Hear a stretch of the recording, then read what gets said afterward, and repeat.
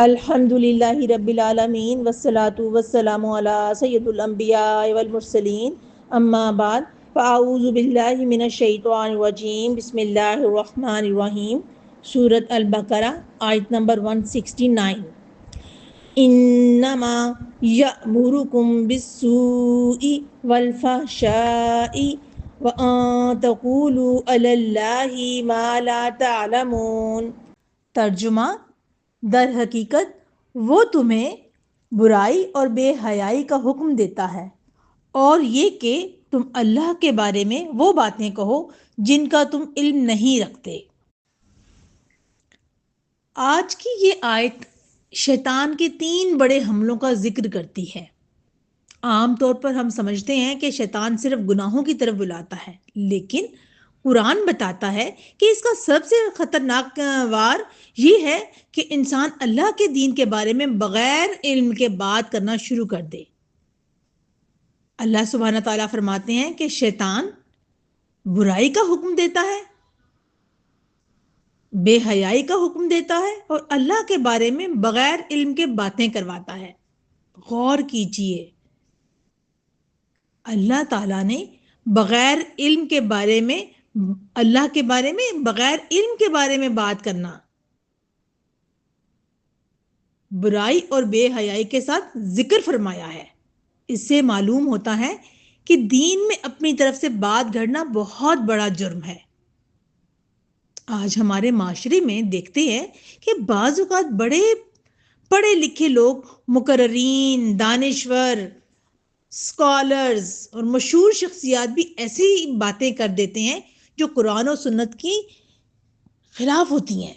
بعض لوگ فخر سے کہتے ہیں شراب کی حرمت کا حکم تو قرآن میں کہیں واضح نہیں آیا، حالانکہ قرآن مجید میں سورۃ مائدہ کی آیت نمبر 91 میں اللہ سبحانہ تعالیٰ فرماتے ہیں فَهَلْ أَنْتُمْ مُنْتَهُونَ، تو کیا تم باز آ جاؤ گے؟ جب شراب کے بارے میں حکم نازل ہوا تو صحابہ کرام نے فوراً شراب کے مٹکے توڑ دیے۔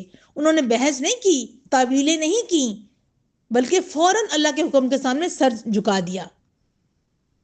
اسی طرح بعض لوگ سود، پردہ، وراثت یا دیگر احکام کے بارے میں اپنی رائے کو دین پر مقدم کر دیتے ہیں۔ ذبیح، غیر ذبیح کے حوالے سے لمبے لمبے فتاویٰ جو دین کے احکامات کے برخلاف ہیں وہ جھاڑتے جاتے ہیں۔ ایسا کرنا بھی شیطانی سرگرمی ہے۔ قرآن میں اس بات پر تنبیہ کی گئی ہے۔ سورۃ بنی اسرائیل کی آیت نمبر 36 میں اللہ سبحانہ تعالیٰ فرماتے ہیں، جس کا ترجمہ ہے جس بات کا تمہیں علم نہ ہو اس کے پیچھے نہ پڑو۔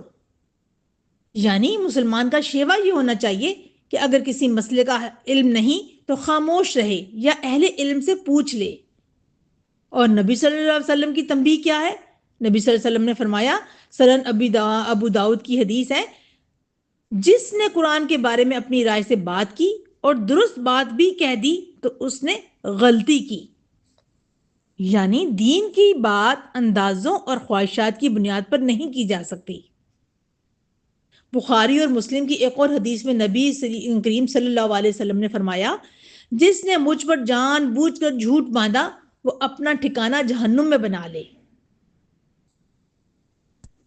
جب نبی صلی اللہ علیہ وسلم کی طرف غلط بات منسوب کرنا اتنا بڑا جرم ہے تو اللہ کے دین کے بارے میں بغیر علم کے فتویٰ دینا کتنا خطرناک ہوگا۔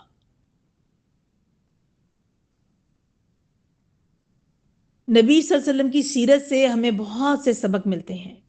نبی کریم صلی اللہ علیہ وسلم سے بعض اوقات ایسے سوالات پوچھے جاتے تھے جن کا جواب ابھی وحی کے ذریعے نہیں آیا ہوتا تھا۔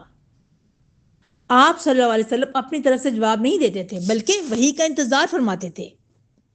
یہ ہمیں سکھاتا ہے کہ دین میں اصل معیار اپنی رائے نہیں بلکہ اللہ اور اس کے رسول صلی اللہ علیہ وسلم کی ہدایت ہے۔ اس آیت سے ہمیں بہت سے اصول ملتے ہیں۔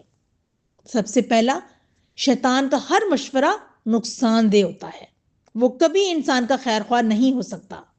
دوسرا، بے حیائی کی دعوت شیطانی دعوت ہے، خواہ زبان کے ذریعے ہو، لباس کے ذریعے ہو یا سوشل میڈیا کے ذریعے ہو۔ تیسرا، دین میں بغیر علم کے بات کرنا بڑا گناہ ہے۔ مسلمان کو ہر بات قرآن و حدیث سے ثابت کرنی چاہیے۔ نمبر 4، علم دین حاصل کرنا ضروری ہے تاکہ انسان شیطان کے دھوکے میں نہ آئے۔ 5، ہر مشہور یا پڑھی لکھی شخصیات قابل تقلید نہیں، بات کی سچائی قرآن و سنت سے دیکھی جائے گی، شخصیت سے نہیں۔ نمبر 6، مسلمان کا شعار سمعنا و اطعنا ہونا چاہیے، یعنی ہم نے سنا اور اطاعت کی۔ پیاری بہنوں، شیطان صرف گناہوں کی دعوت نہیں دیتا بلکہ وہ انسان کو اس مقام تک لے جانا چاہتا ہے کہ وہ اللہ کے دین کو اپنی خواہشات کے مطابق بدلنا شروع کر دے۔